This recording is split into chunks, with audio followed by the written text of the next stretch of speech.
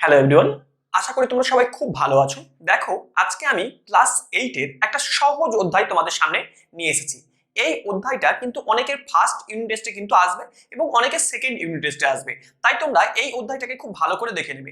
দেখো, আমাদের এই অধ্যায়টার নাম হচ্ছে ভারতের প্রতিবেশী দেশসমূহ ও তাদের সঙ্গে সম্পর্ক, এবং এটা ভূগোলের একটা অধ্যায়। এটা অষ্টম অধ্যায় ভূগোলের, এবং অষ্টম শ্রেণীর এই অধ্যায়টা কিন্তু খুবই একটা সহজ অধ্যায়। তোমরা যদি এখান থেকে ভালো করে করে যাও, দেখবে একটা কোশ্চেনও এখান থেকে বাদ যাবে না। তাই তোমরা অতি অবশ্যই ভালো করে এই চ্যাপ্টারটাকে বোঝার চেষ্টা করবে, এবং বুঝলে পরেই দেখবে তোমাদের একটা কোশ্চেনও বাদ যাচ্ছে না। তাহলে এটা হচ্ছে ধরো আমাদের ভারত। এবার ভারত আছে, এবং ভারতের কোন দিকে কোন দেশ অবস্থান করছে আগে সেগুলোকে আমরা খুব ভালো করে দেখে নেব, এবং এখান থেকে প্রশ্নও আসবে। এবার তোমাদের আরেকটা কথা বলে রাখি সুবিধার্থে, মানে তোমাদের জানার সুবিধার্থে, যে প্রতিবেশী দেশ কাকে বলে। ধরো আমাদের পাশের যে সমস্ত দেশগুলো সেগুলোকে কিন্তু আমাদের প্রতিবেশী দেশ বলে। এবার আরেকটা প্রশ্ন এখান থেকে এসেই যাচ্ছে যে প্রতিবেশী দেশের সঙ্গে কেন আমরা সুসম্পর্ক বজায় রাখবো।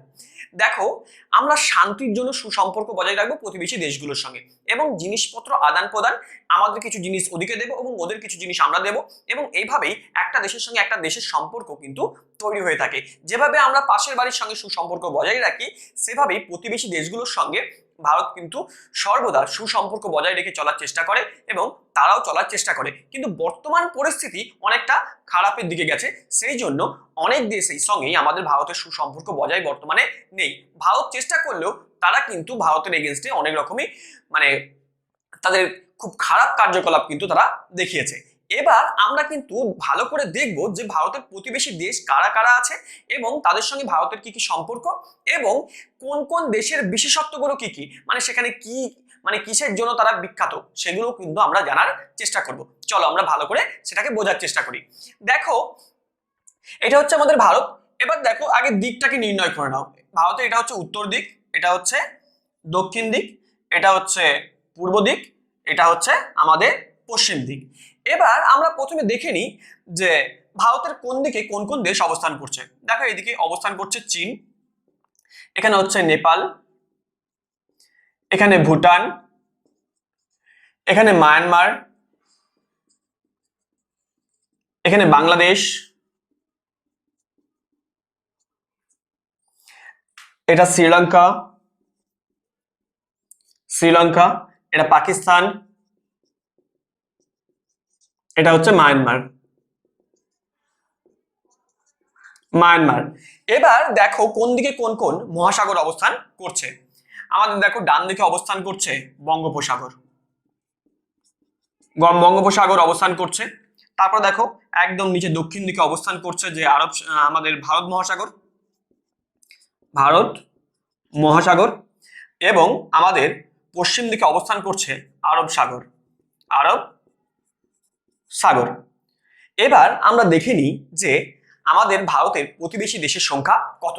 দেখো, তোমাদের দেখো একটা বইয়ের মধ্যে প্রথমেই একটা প্রশ্ন আছে যে যে ভারতের প্রতিবেশী দেশের সংখ্যা কত। দেখো, তোমরা ভালো করে দেখলে বুঝতে পারবে যে ভারতের প্রতিবেশী দেশের সংখ্যা কত। গোনো তোমরা, এটা হচ্ছে 1 2 3 4 5 6 7 8। তাহলে ভারতের প্রতিবেশী দেশের সংখ্যা হচ্ছে 8টি। কি কি? সেটা হচ্ছে শ্রীলঙ্কা, পাকিস্তান, এটা মায়ানমার লিখেছি, এটা ভুল করেছি, এটা হচ্ছে আফগানিস্তান হবে। তাহলে শ্রীলঙ্কা, পাকিস্তান, আফগানিস্তান, চীন, নেপাল, ভুটান, বাংলাদেশ আর মায়ানমার। তাহলে আমাদের ভারতের প্রতিবেশী দেশের সংখ্যা হচ্ছে কত? 8টি। এবার দেখো, এবার পরের প্রশ্ন হচ্ছে যে প্রতিবেশী দেশগুলো কোনটি কোন দিকে অবস্থান করছে।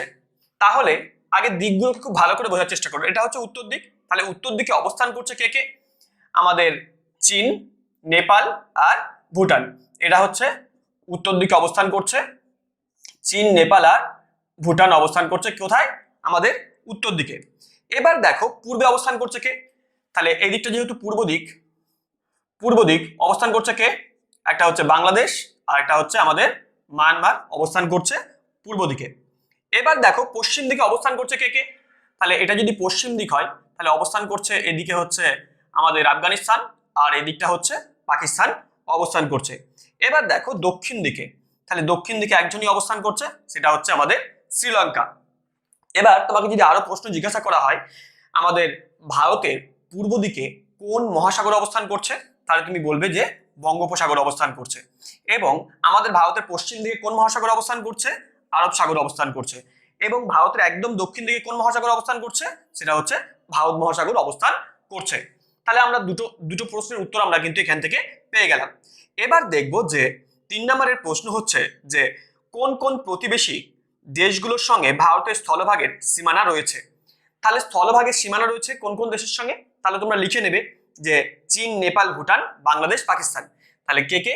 চীন, নেপাল, ভুটান, বাংলাদেশ, পাকিস্তান, আফগানিস্তানও হবে। এবার আরো দেখব যে তারপরের প্রশ্ন দেখো, কোন প্রতিবেশী দেশের 3 দিক ঘিরে রয়েছে ভারতের সীমানা, সেটা কিন্তু আমাদের হচ্ছে নেপাল। এবং তারপরের প্রশ্ন দেখো, সম্পূর্ণ স্থলবেষ্টিত ভারতের 2টি প্রতিবেশী দেশের নাম। তাহলে সম্পূর্ণ স্থলভাগ দ্বারাই বেষ্টিত, সেটা হচ্ছে একটা হচ্ছে নেপাল, একটা হচ্ছে ভুটান। এবং তারপরের প্রশ্ন দেখো, আরব সাগরকে স্পর্শ করেছে এমন একটি প্রতিবেশী দেশের নাম। তাহলে তোমরা বুঝতেই পারছো আরব সাগরকে কে স্পর্শ করেছে। দেখো এই জায়গাটায় যেহেতু পাকিস্তান অবস্থান করছে, তাহলে পাকিস্তানই আরব সাগরকে স্পর্শ করেছে। তারপরে দেখো, এমন 2টি প্রতিবেশী দেশের নাম করো যাদের সমুদ্র বন্দর নেই। দেখো এখানে একদম ভালো করে বোঝার চেষ্টা করো, দেখো এদের কোনো সমুদ্র বন্দর আছে দেখতে পাচ্ছ? একদমই নেই। তাহলে উত্তরটা কিন্তু হবে আমাদের নেপাল, ভুটান। তারপরে দেখো, কলকাতা বন্দরের উপর কোন 2টি প্রতিবেশী দেশ বিশ্ব বাণিজ্যের জন্য নির্ভরশীল, সেটাও কিন্তু আমাদের হবে নেপাল, ভুটান। তারপরের প্রশ্ন দেখো, ভারত তার কোন কোন প্রতিবেশী দেশের সঙ্গে সম্পূর্ণ জলভাগে বাণিজ্য করে, একটা হচ্ছে শ্রীলঙ্কা আর একটা হচ্ছে মায়ানমার। এবং তারপরের প্রশ্ন দেখো, আমাদের রাজ্য পশ্চিমবঙ্গ কোন 3টি প্রতিবেশী দেশের সীমান্তে অবস্থান করছে। তাহলে এখানটায় আমাদের পশ্চিমবঙ্গ অবস্থান করছে এবং এর প্রতিবেশী দেশ হচ্ছে কে কে, একটা হচ্ছে নেপাল, ভুটান আর বাংলাদেশ। এবং লাস্টের যে প্রশ্নটা আছে, ভারত এবং শ্রীলঙ্কা কোন প্রণালী দ্বারা বিচ্ছিন্ন, সেটা হচ্ছে ভারত এবং শ্রীলঙ্কা এখানে পক প্রণালী দ্বারা বিচ্ছিন্ন, পক প্রণালী দ্বারা বিচ্ছিন্ন। তাহলে তোমাদের বইয়ের যে প্রশ্নগুলো ছিল সেই প্রশ্নগুলো কিন্তু হয়ে গেল। এবার আর একটা প্রশ্ন তোমরা দেখে নেবে, এটা অনেক এটাও কিন্তু খুবই গুরুত্বপূর্ণ একটা প্রশ্ন, যে ভারতীয় উপমহাসাগর বলতে কি বোঝো। দেখো ভারতীয় উপমহাসাগর কাকে বলে এবং বলতে কি বুঝি সেটা কিন্তু খুব ভালো করে বুঝবে।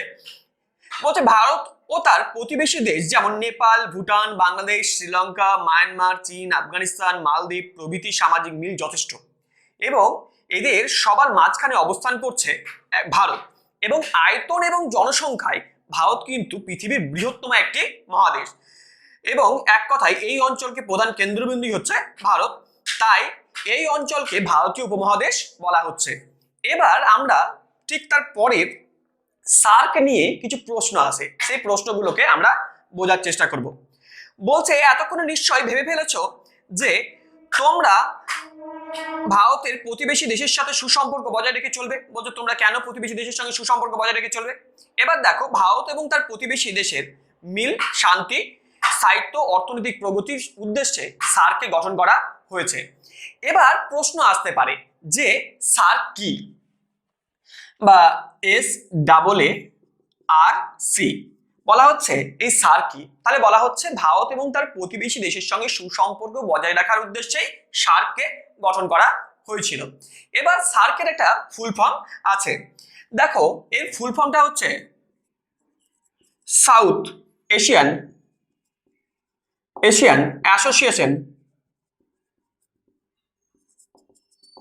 অ্যাসোসিয়েশন ফর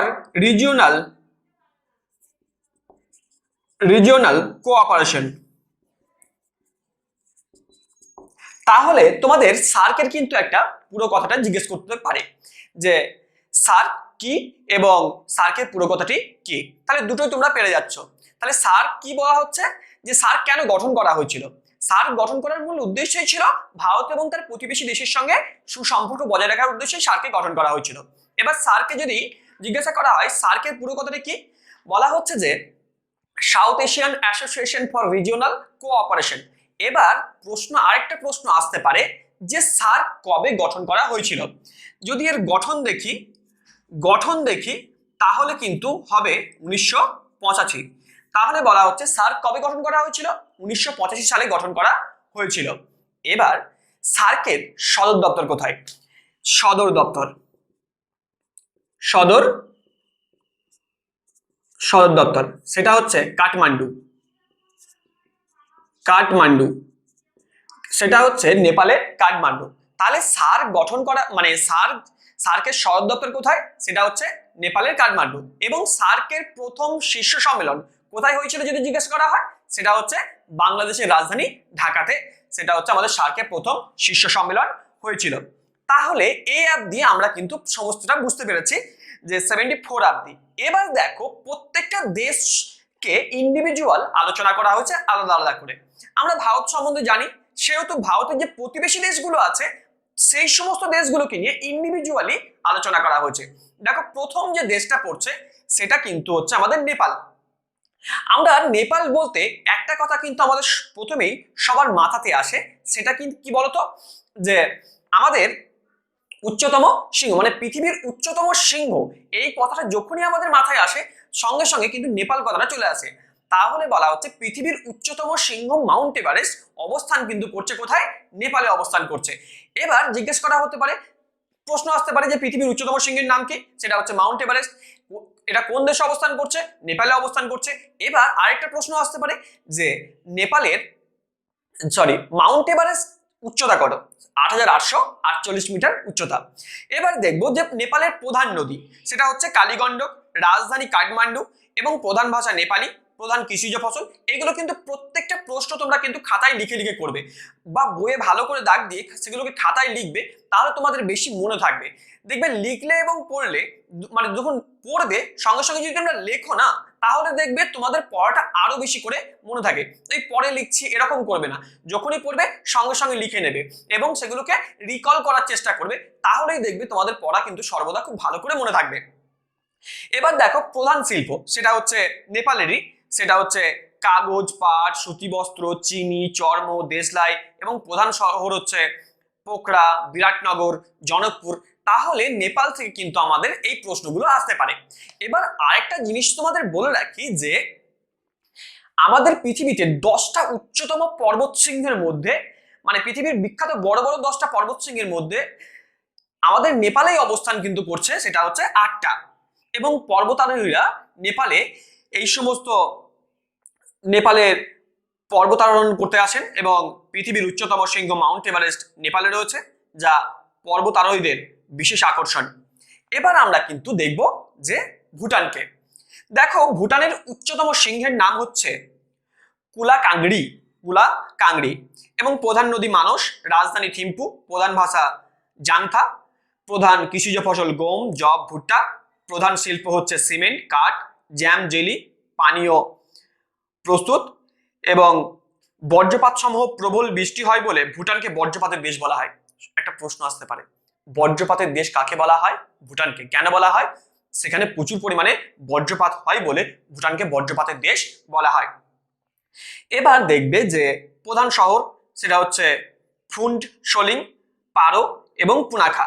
এবং ভুটানের বিভিন্ন রকম ফল প্রক্রিয়াকরণ, যেন হচ্ছে আপেল, কমলা লেবু, আনারস প্রভৃতি ভুটানের প্রধান উৎপাদিত ফল। এই সমস্ত ফল থেকে আচার, জ্যাম, জেলি এগুলো কিন্তু তৈরি হচ্ছে ওখানে শিল্প হিসাবে এগুলোই কিন্তু। এবার আমরা দেখব যে প্রতিবেশী দেশ সেটা হচ্ছে বাংলাদেশ। দেখো বাংলাদেশের উচ্চতম সিংহের নাম হচ্ছে কেওক্রাডং, সেটা হচ্ছে 986 মিটার উচ্চতা এবং প্রধান নদী সেটা হচ্ছে মেঘনা, রাজধানী ঢাকা, প্রধান ভাষা বাংলা, প্রধান কৃষিজ ফসল ধান, ভুট্টা, পাট, গম, জোয়ার, কার্পাস, চা, আখ এবং প্রধান শিল্প পাট, কাগজ, চিনি, বস্ত্র, সিমেন্ট এবং প্রধান শহর হচ্ছে চট্টগ্রাম, সিহট্ট, খুলনা। এইগুলোই। এবং এই দেশ সম্বন্ধে আর সেরকম ভাবে কিছু নেই, সেটা হচ্ছে একটা কৃষি নির্ভর দেশ, মানে বাংলাদেশ হচ্ছে সম্পূর্ণ কৃষি নির্ভর একটা দেশ। এবার দেখবো মায়ানমার।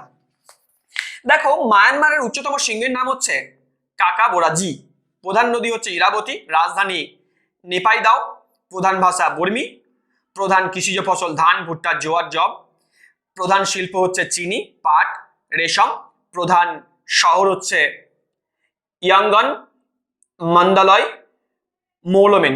এবং মায়ানমারের খনিজ সম্পদ একটা সমৃদ্ধ দেশ, এবং ইরাবতী চিন্দুইন নদী অববাহিকায় খনিজ তেল পাওয়া যায়। এছাড়া টিন, সীসা, দস্তা, টাংস্টেন ও মূল্যবান পাথর উত্তোলনে মায়ানমার বিখ্যাত।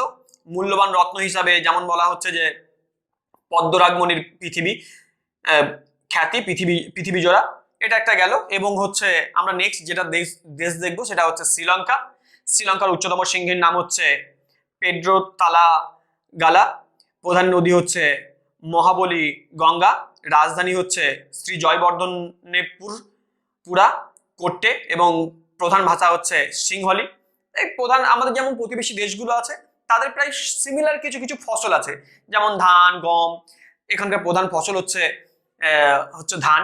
এখানে কিন্তু ধান প্রচুর পরিমাণে উৎপন্ন হয়, কারণ বছরে এখানে দুবার বৃষ্টিপাত হয়। আমাদের ভারতবর্ষে যেমন বছরে একবার বৃষ্টিপাত হয়, যেমন করমণ্ডল উপকূলে আবার দুবার বৃষ্টিপাত হয়, কিন্তু ওভারঅল ভারতবর্ষে কিন্তু একবারই বর্ষাকাল, সেটা কিন্তু নেপালে কিন্তু দুবার হয়। এবং প্রধান শিল্প হচ্ছে চা, কাগজ, বস্ত্র। প্রধান শহর হচ্ছে কলম্বো, জাফনা, এই সমস্ত। এবং বলা হচ্ছে নেপালে কিন্তু বিভিন্ন রকম বলা হচ্ছে খুব দারচিনি উৎপন্নের জন্য শ্রীলঙ্কাকে হচ্ছে দারচিনি দ্বীপ বলা হয়। কাকে কেন দারচিনির দ্বীপ বলা হয়? এবং গ্রাফাইট উৎপাদনে শ্রীলঙ্কা পৃথিবীতে প্রথম স্থান অধিকার করেছে।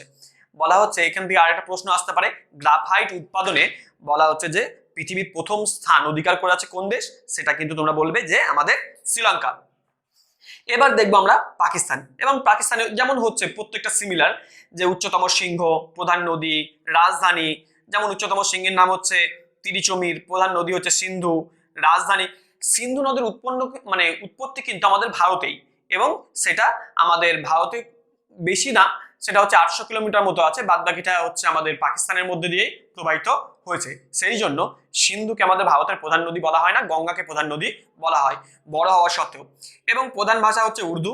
এবং প্রধান কৃষিজ ফসল যেমন ভারতেও আছে, ওখানকারও সেই একই, যেমন ধান, গম, ভুট্টা, আখ, তৈলবীজ, তুলা, ডাল। এবং প্রধান শিল্প হচ্ছে সিমেন্ট, চিনি, বস্ত্র। এবং প্রধান শহর হচ্ছে করাচি। ওখানে কিন্তু আমাদের পাকিস্তানে খাল কেটে কিন্তু প্রচুর পরিমাণে চাষ করা হয়। সেখানকার আবহাওয়া শুষ্ক হলেও ওরা খাল কেটে কিন্তু সেচের কাজ কিন্তু ভালোই করে থাকে। সেই জন্য ওখানে ক্যারেজ প্রথা চালু আছে। যেমন বলা হচ্ছে যে পশ্চিমের শুষ্ক অঞ্চলে মাটির নিচে সুড়ঙ্গ কেটে কৃষিক্ষেত্রে জল নিয়ে যাওয়ার প্রথা আছে, যার নাম ক্যারেজ প্রথা। তাহলে ক্যারেজ প্রথা কি, এই নিয়েও কিন্তু তোমাদের প্রশ্ন আসবে। ওভারঅল আমরা এই চ্যাপ্টারটা সম্বন্ধে আলোচনা করলাম। এবং তোমরা দেখবে একটা ছোট্ট বক্স মতো আছে, যে এই বক্সটা তোমরা ভালো করে দেখে নেবে যে আমাদের ভারতবর্ষ আমদানি করছে কি কি এবং রপ্তানি করছে কি কি, প্রতিবেশী দেশগুলোর সঙ্গে। এখান থেকে অতটা ডিপে কোশ্চেন আসবে না, যা প্রশ্ন আসা কিন্তু সহজভাবেই আসবে, কিন্তু এই জায়গা থেকে কিন্তু অনেকটাই প্রশ্ন তোমাদের আসবে। যেমন সার্ক কি, সার্কের পুরো কথাটি কি, সার্ক কেন গঠন হয়েছিল, সার্কের সদর দপ্তর কোথায়, সার্কের প্রথম সম্মেলন কোথায় হয়েছিল, এবং সার্ক কবে গঠন হয়েছে, এই সমস্ত প্রশ্নগুলো আসবে। এবং তোমাদের বইয়ের দেখবে যে একটা প্রশ্ন আমি একটু আগেই করিয়েছি, যেমন এই 74 নাম্বার পেজে দেখবে যে প্রশ্নগুলো আছে, এই প্রশ্নগুলো কিন্তু তোমাদের আসবে। যেমন ভারতীয় উপমহাদেশ বলতে কি বোঝো, এবং এই বক্সের মধ্যে যে প্রশ্নগুলো আছে সেই প্রশ্নগুলো কিন্তু তোমাদের আসবে। সেহেতু তোমরা এই চ্যাপ্টারটাকে খুব ভালো করে করে যাবে, খুবই একটা সহজ চ্যাপ্টার। সেই জন্য তোমাদের এখান থেকে যে কোনো প্রশ্নই দেখ না কেন, তোমরা কিন্তু প্রত্যেকেই, আমার বিশ্বাস যে তোমরা প্রত্যেকেই এই সমস্ত প্রশ্নগুলো খুব ভালো করে করতে পারবে।